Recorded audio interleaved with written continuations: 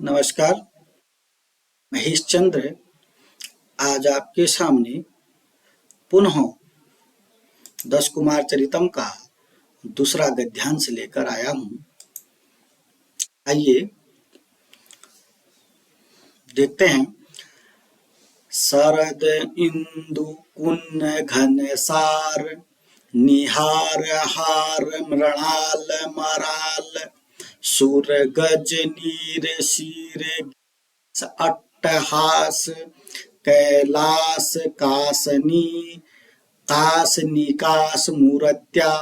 यहाँ तक हम सबसे पहले अर्थ सीखेंगे। मूर्त्या मतलब मूर्ति, किसकी? राजहंस की। राजहंस जो नामक जो राजा थे उनकी मूर्ति की बात कर रहे हैं। उनकी मूर्ति मतलब शकल सूरत की बात कर रहे हैं। वो कैसे लग रहे थे? शरद इंदु के समान लग रहे थे। शरद इंदु का मतलब क्या होता है?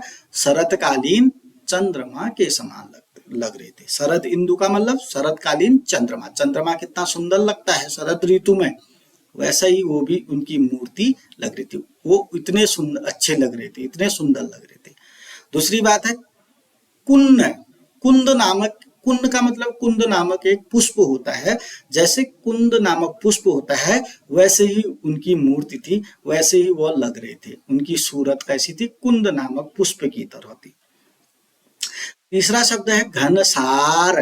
घनसार का मतलब कपूर की तरह थी। कपूर जो होता है ना, कितना सफेद होता है, कितना अच्छा लगता है दिखने में, तो वैसे ही कपूर की तरह उनकी मूर्ति थी। किनकी? हंसराज, राजहंस की। राजहंस की जो मूर्ति थी शरतकालीन चंद्रमा के समान थी, कुंद पुष्प के समान थी, कपूर के समान थी। निहार, निहार कहते हैं तुषार। तुषार जो सुबह सुबह पाला, जब अच्छा सा पाला पड़ा रहता है जनवरी दिसंबर के महीने में, तब वो पाला कितना सुंदर लगता है सुबह सुबह। वैसे ही वो तुषार जो पाला, निहार का मतलब तुषार, पाला के समान उनकी सूरत थी, उनकी आकृति थी, उनकी वो दिख रहे थे पाला के समान, तुषार के समान। हार, हार का मतलब है मोतियों की हार जैसी सुंदर लगती है ना, मोतियों की हार के समान थे वो, हार के समान थे। ये शब्द सारे सामासिक शब्दों में लिखे गए हैं, लेकिन एक एक करके अगर देखें, एक एक करके अगर शब्दों का अध्ययन करें तो बहुत सरल हो जाएगा। देखिए, हार, मोतियों की हार के समान थे। जैसे मोतियों की हार होती है वैसे ही उनकी मूर्ति थी, उनकी सूरत थी। वो इतने अच्छे लग रहे थे जितनी अच्छी मोतियों की हार लगती है। मृणाल, मृणाल किसको कहते हैं? कमल नाल को। कमल का नाल, कमल का जो बीच वाला कोमल भाग बिल्कुल सफेद होता है, बहुत ही अच्छा लगता है कोमल भाग, ऐसे कमल नाल के समान थे वो। मराल, मराल शब्द को ही देखा। मराल का मतलब होता है हंस, हंस के समान थे। आपने हंस सुना होगा, तो सफेद हंस, कितना हंस कितना अच्छा लगता है, सफेद हंस कितना अच्छा लगा। वैसे ही उनकी मूर्ति थी। जैसे सफेद हंस बहुत अच्छा लगता है, वैसी उनकी मूर्ति। किनकी? राजहंस की। राजहंस कौन थे? राजा थे वहां। कहाँ के? पुष्पपुरी के। पुष्पपुरी कहाँ था? मगध में था। तो पुष्पपुरी के राजा राजहंस थे। उनकी आकृति की कैसी थी? हंस के समान थी। अगला है सुरगज। सुर माने इंद्र है, गज माने हाथी। इंद्र का हाथी, इंद्र भगवान का हाथी का नाम था ऐरावत हाथी। सुरगज ऐरावत हाथी के समान थे वो। जैसा सुंदर ऐरावत, सुंदर इंद्र भगवान का हाथी, गजवानी हाथी, इंद्र भगवान का हाथी ऐरावत लगता है, वैसे ही उनकी मूर्ति थी। किनकी मूर्ति? राजहंस की थी। नीर शीर, नीर शीर का मतलब है नीर, पानी के समान उनकी मूर्ति थी। पानी कितना साफ सुथरा होता है, कितना अच्छा लगता है। तीर, दूध के समान, दूध, नीर और शीर के समान उनकी मूर्ति थी।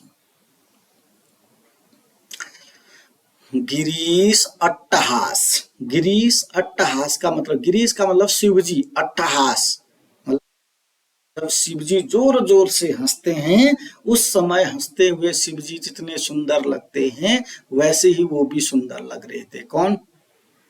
राजहंस। शिवजी के अट्टहास के समान वह सुंदर लग रहे थे। कैलाश, कैलाश पर्वत से मतलब है कैलाश पर्वत जितना सुंदर लग रहा था है, वैसे ही वह भी सुंदर लग रही थी। कौन? राजहंस। कास, कास बने कास नामक एक घास होती है, कास होती है, कास, कास नामक घास के समान उनकी मूर्ति थी। अब मैंने जब बोला यहां तक इसका अध्ययन करेंगे तो पुनः एक एक शब्द का, उनकी मूर्ति कैसी थी? शरतकालीन इंदु के समान थी, कुंद नामक पुष्प के समान थी, कपूर के समान थी,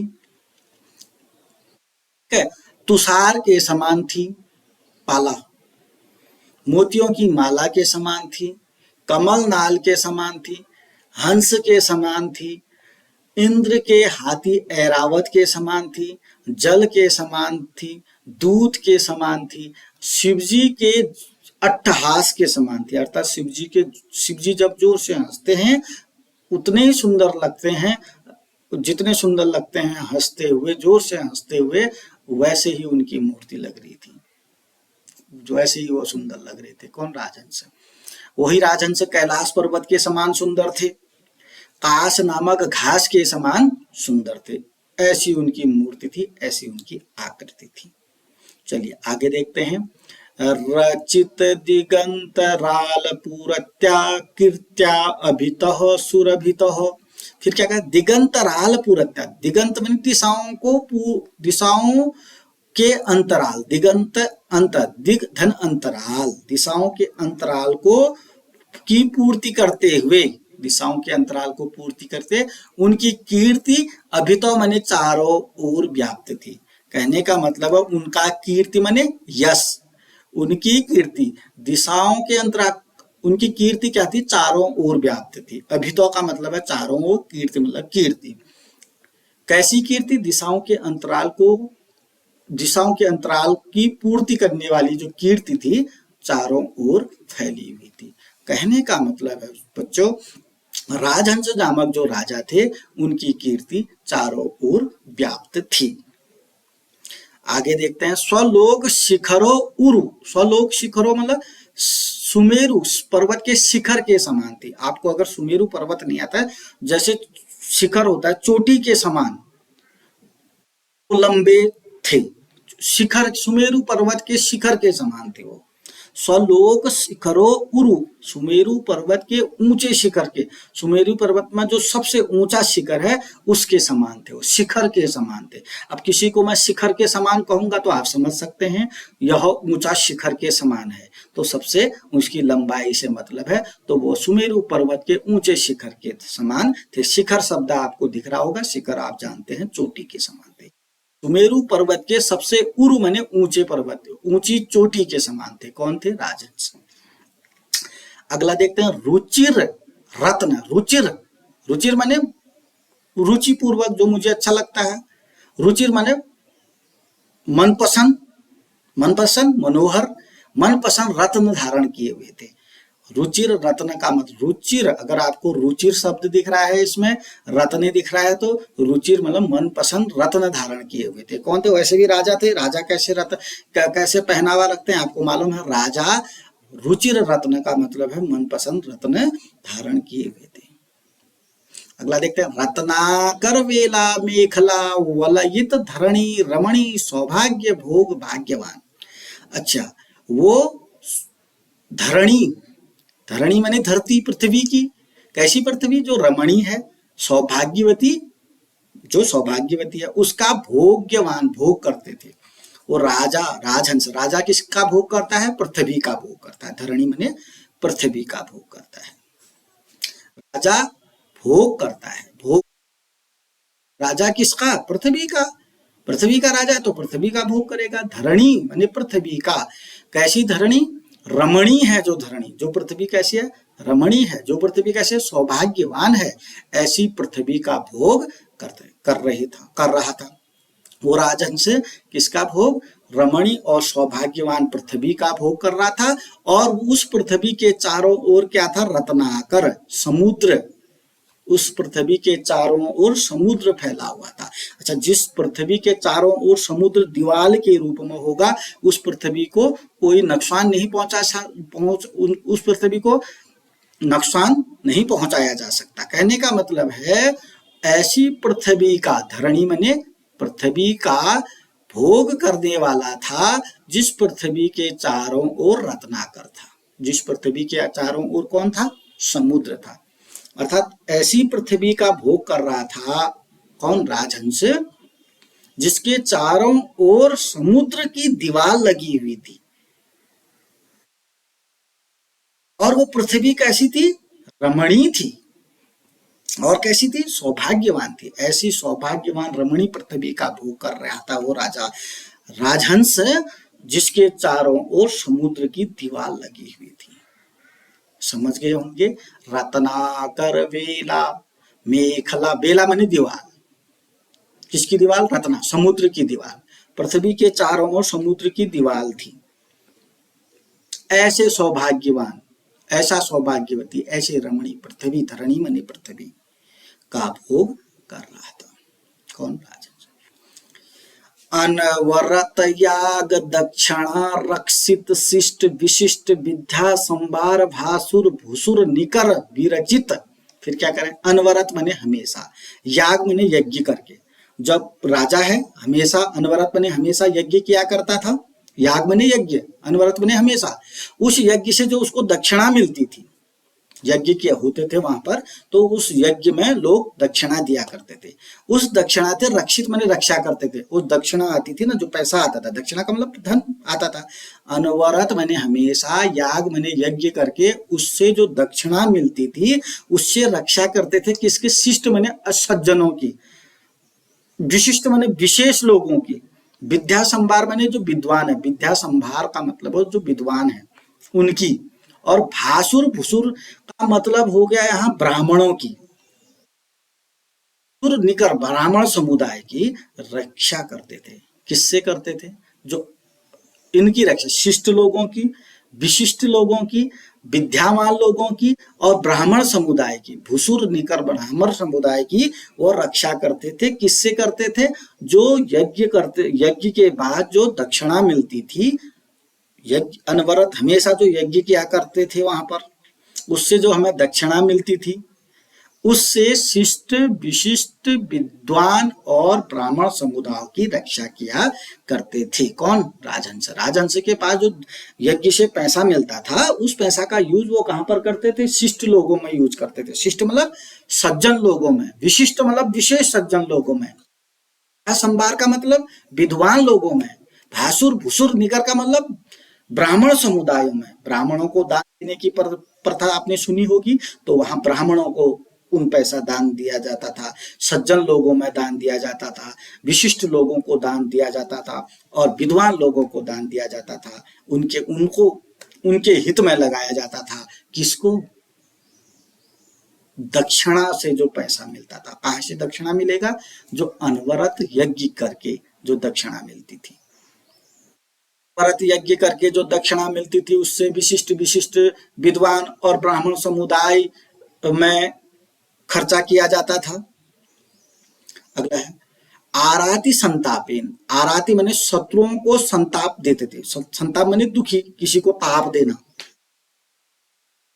माने शत्रुओं को, अब उनकी एक विशेषता थी, आराति माने शत्रुओं को संताप देते थे, शत्रुओं को दुखी करते थे, शत्रुओं को प्रताड़ित करते थे। संताप, आराति संतापिन मतलब शत्रुओं को प्रताड़ित करते थे। आराति संतापिन, शत्रुओं को संताप देते थे। अगला देखते प्रतापेन सतत तुलित बियन मध्य। अच्छा, प्रताप, उनका प्रताप कैसा था? प्रताप किसको कहते हैं? उनका तेज कैसा था? किसका तेज? राजहंस का। राजहंस का तेज देखिए कैसा है। सतत तुलित बियन मध्य, जो हमेशा आसमान में दोपहर में, मध्य मैंने आसमान के बीच में घूमता है, यानी कि जो सूर्य भगवान की बात चल रही है। प्रताप में वह सूर्य भगवान के समान थे। सूर्य भगवान का प्रताप कैसा होता है, वैसा ही उनका प्रताप था। देखिए उनका, इसके माथे पर तेज दिख रहा है, तो उनका तेज कैसा था? सूर्य भगवान के समान तेज था। सूर्य भगवान को क्या कहा गया है? सतत तुलित बियन मध्य। सतत माने हमेशा आसमान में रहने वाले, आसमान के मध्य में रहने वाले जो सूर्य भगवान है, उसके समान उसका प्रताप था।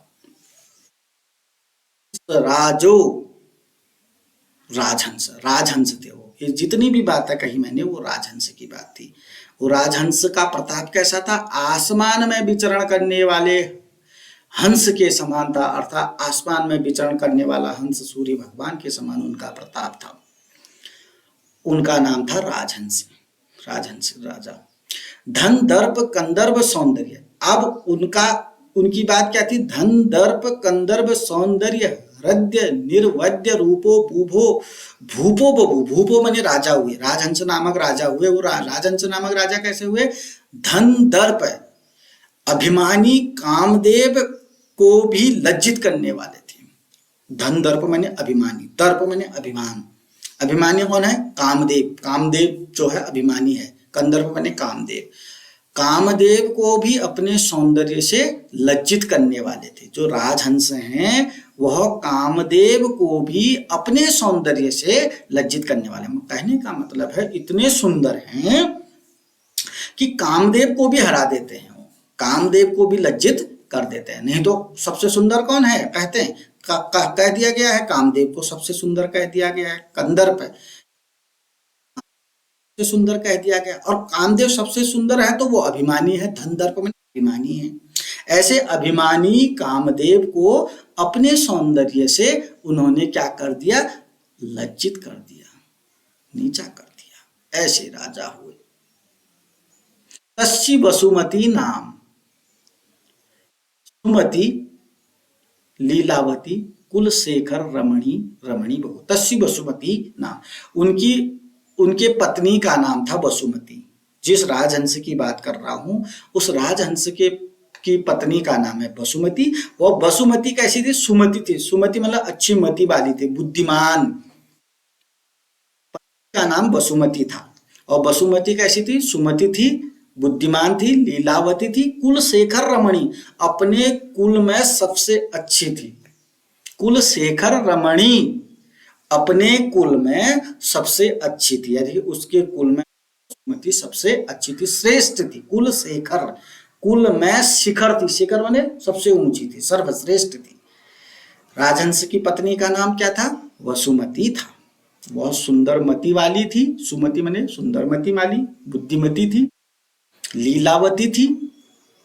लीलावती का मतलब प्रेम से, मतलब प्रेम करने वाली थी। कुलशेखर का मतलब उसके कुल में सबसे उच्च लेवल की रमणी थी, सुंदरी थी। उसके कुल में सबसे श्रेष्ठ सुंदरी थी वह वसुमती। ये पुनः उस राजहंस की बातें करते हैं। राजहंस कहते थे शरतकालीन इंदु के समान थे,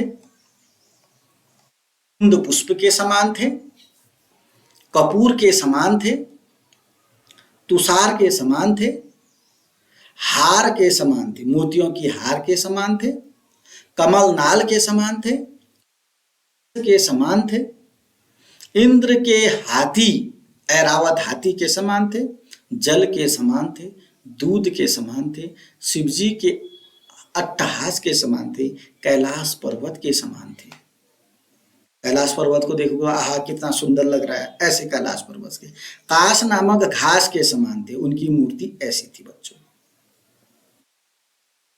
दिशाओं के अंतराल को पूरित करने वाली उनकी कीर्ति चारों ओर, अभितम का मतलब है चारों ओर, सुरभित बने फैली हुई थी। सुरभित जैसे खुशबू फैलती है ना, वैसे उनकी कीर्ति चारों ओर फैली हुई थी।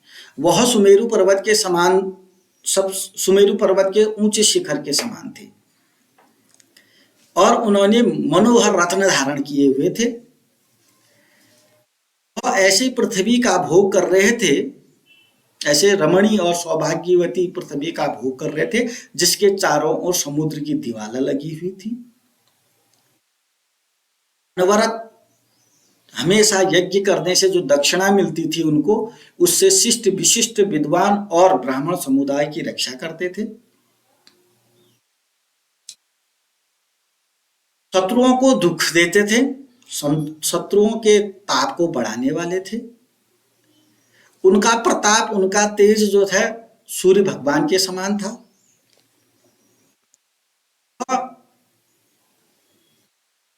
अभिमानी कामदेव को अपने सौंदर्य से भी लज्जित करने वाले थे, अभिमानी कामदेव को अपने सौंदर्य से लज्जित करने वाले थे।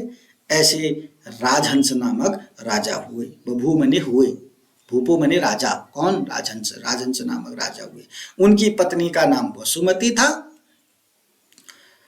वसुमती सुंदर, बुद्धिमान थी, बुद्धिमती थी, सुमति थी, बुद्धिमती थी, लीलावती थी और अपने कुल में सबसे ज्यादा सुंदरी थी। धन्यवाद।